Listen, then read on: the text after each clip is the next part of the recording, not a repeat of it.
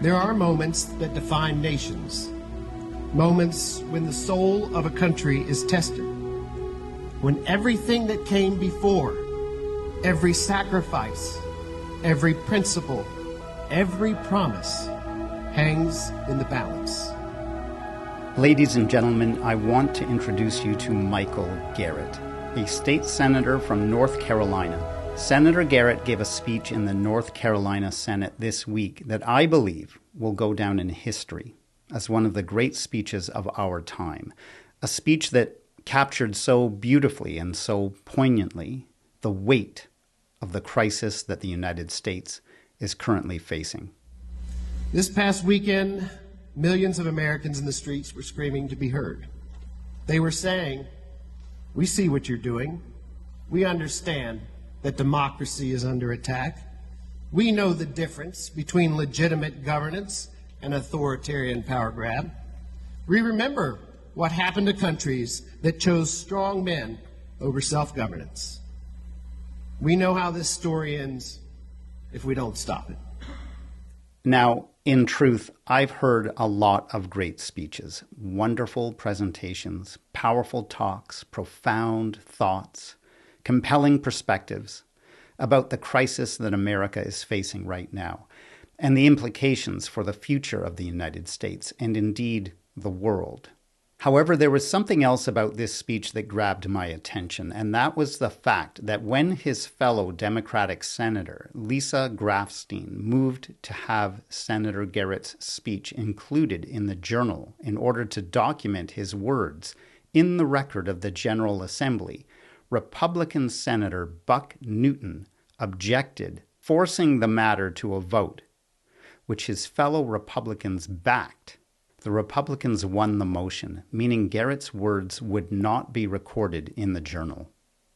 The Republicans were apparently so ashamed of what they were doing as they proceeded to redraw the congressional maps of North Carolina to give Donald Trump one additional Republican seat, that they did not even want a record of Garrett's objections to be retained for posterity.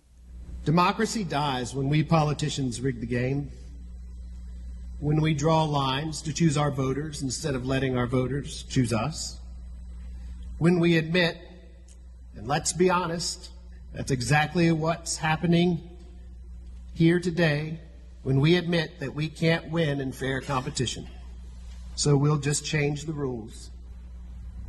When we're so afraid of the people's judgment, we rig the system to avoid it. That's not democracy, folks. That's tyranny with a prettier name.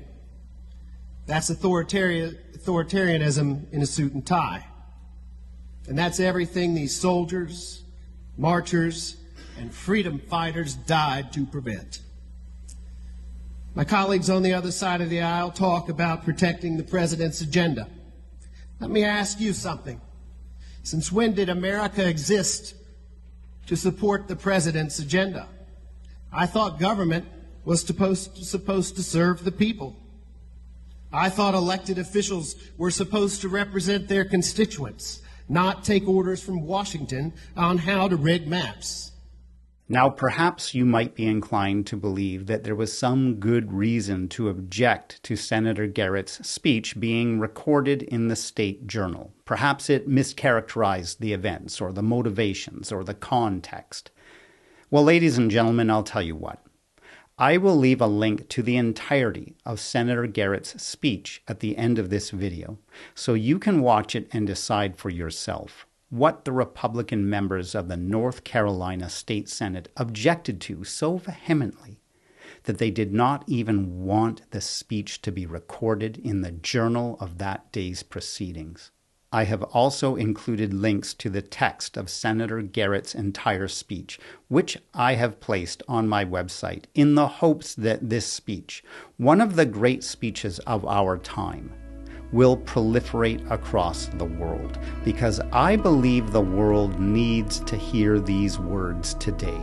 I believe the world needs to remember these words tomorrow, because I believe that what we are witnessing unfold in the United States of America right now is the single most important event that has occurred since World War II, and history will judge us by how we respond to this moment.